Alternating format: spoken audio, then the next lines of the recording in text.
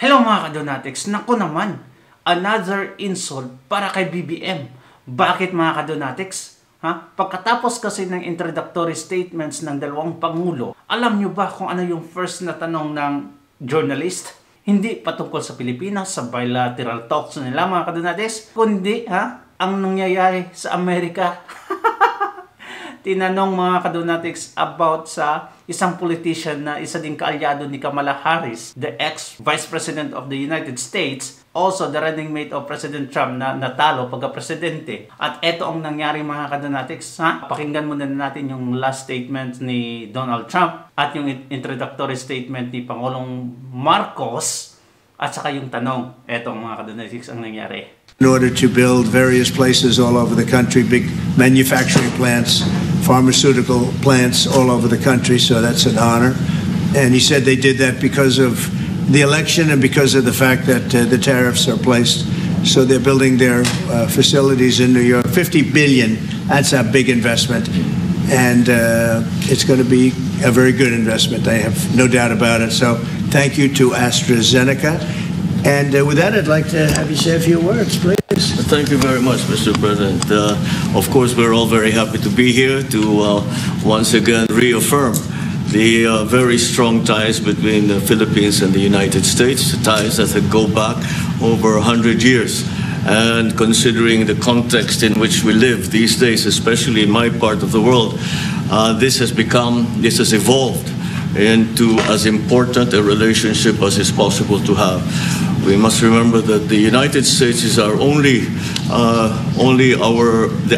treaty partner in the. Ito yung ayaw na ayaw ni Tatay Digong at ni Inday Sara mga kadonatics. Kasi si Marcos kasi mga kadonatics naka-single out lang sa United States of America. Only treaty allied mga kadonatics. Yung katatay Digong that time mga kadonatics, alam niyo ano yung nangyari?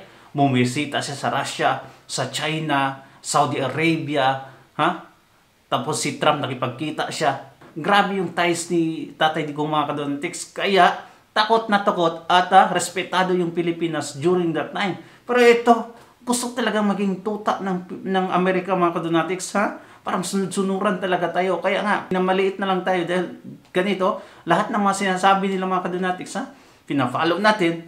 Tapos may independent policy pa to si BBM. Ay nako naman. Philippines, and that has stood us in good stead over the years,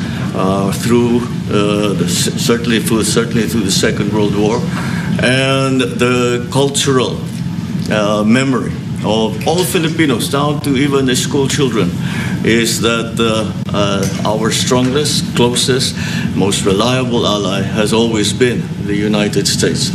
And that is something that we value, that we are grateful for, and that we will continue to foster as we go on.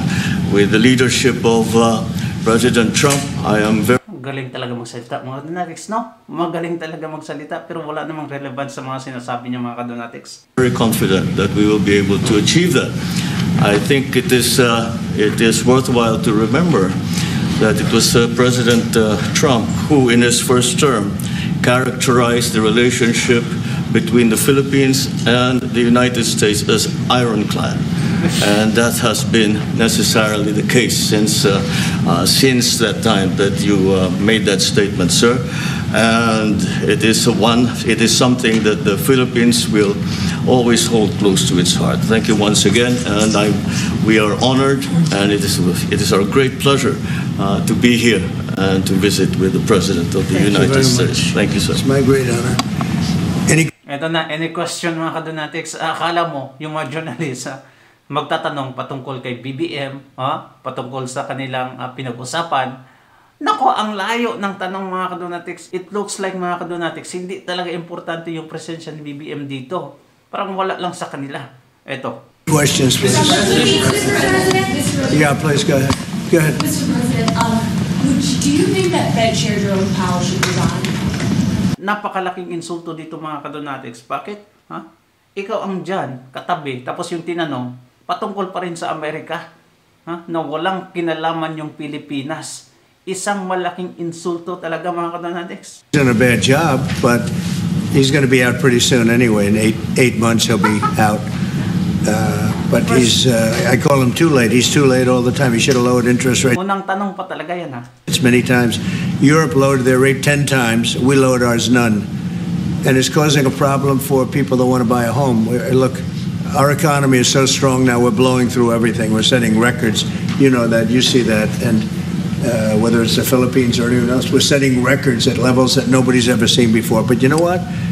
People aren't able to buy a house because this guy is a numbskull. He keeps the rates too high and probably doing it for political reasons. The only time I remember him cutting rates, I mean, he cut the rates just before the election to try and help Kamala or whoever he was trying to help. He probably didn't know. And he's building a building. He's $2.7 billion. They have a $900 million overrun. What is that? And that was given by Biden. That was another Biden deal. And this guy's building this building that's... Talking about America pa rin, mga kadunatics, para sa akin lang, ako yung presidente, tapos yung unang tanong ganito, totally focused talaga si Trump. Pwede namang sabihin ni Trump na, please, only questions about Philippines and, bilateral talks, something like that. Para rin normal press conference ng presidente, mga kadunatics. Severely overrun. And what does he need the building for? What does he need? He needs space for more people. So they did a big study the other day, and they called all of the great intellects and the great economists and all of the great everything. And it was 71, and only 2 got it right. Me and another gentleman that happens to be very smart. 69 people got it wrong, and the Fed got it wrong, more wrong than anybody. And he has these think tanks, and they build buildings for people that think. And it's really not thinking. It's a little bit of combination of thinking, but it's... Well, naalala niyo yung panahon ni Zelensky, yung nagharap sila ni Donald Trump. Halos lahat ng tanong, mga kadonatics, if not 100%, patungkol sa nangyayari sa Ukraine, yung relationship ng America to Ukraine, something like that. Lahat talaga, mga kadonatics. Pero ito, it's something you sort of have or you don't have. They don't. The job he's done is just terrible. He ought to raise interest rates. We should be at 1%. We should be leading the world. Instead, we're paying 4%. And if you look at what that means, he's striking a. And this morning, for the Fed to do a big internal investigation. The Fed has had building these new, and I think the rates now. It's inconceivable. I know the Fed, they don't do anything. It's the greatest job. You show up one, it's really too bad. But it is a Fed, and he should lower them. Those rates should be 3 points lower. That's what they should be, 3 points lower, maybe more than that. I would like to ask both for you, Yes. one person. President Marcos, next year, Philippines is going to be the rotating chair of ASEAN. I wonder... ang second question dito, mga kadonatics, patukol na kay Marcos. Kasi ang nagtanong, isang Chinese Chinese journalist. Hindi na natin panonoorin yung video, mga kadonatics. Pero tinanong siya about sa pagiging isang chairman sa ASEAN Summit, mga kadonatics, sa 2026. At yung relationship niya sa China and America at paano niya ibabalance. Makikita niyo naman yan sa previous video ko. Well, anyway, gustong-gusto pa talaga ni Trump dito magsalita about sa nangyari sa kanilang bansa. Well, totally, mga kadonatics, ignoring BBM. See? Ganyan. Pero kay Tatay Digong yan, nako! For sure, mga kadonatics, ang daming tanong patungkol kay Tatay Digong. At of course, todo papuri itong si Trump. Di ba? Nakita niyo yung last time na nagkita sila ni Tatay Digong at Trump. Halos lahat, mga journalist, mga kadonatics, halos lahat nakatutok talaga. Ganito ka-irrelevant si BBM, mga kadonatics. And dyan sa US ngayon, habang sa Pilipinas, grabe yung sakuna, mga kadonatics. Ngayon pa siya pumunta na alam niya na may bagyo talaga. Remember, last time, mga kadonatics, nung bumagyo at grabe yung baha, tinanong siya. Wala na daw magawa kasi yung flood control nila na overpowered sa baha, di ba? Well, comment down below, mga kadonatics, kung ano sa tingin nyo sa nangyari sa bansa. And what do you think, mga kadonatics, ang relationship ni Donald Trump to BBM? Is it solid like Tatay Digong? I don't know. Comment down below. God bless you and ingat palagi, mga kadonatics. Don't forget to subscribe. Bye-bye.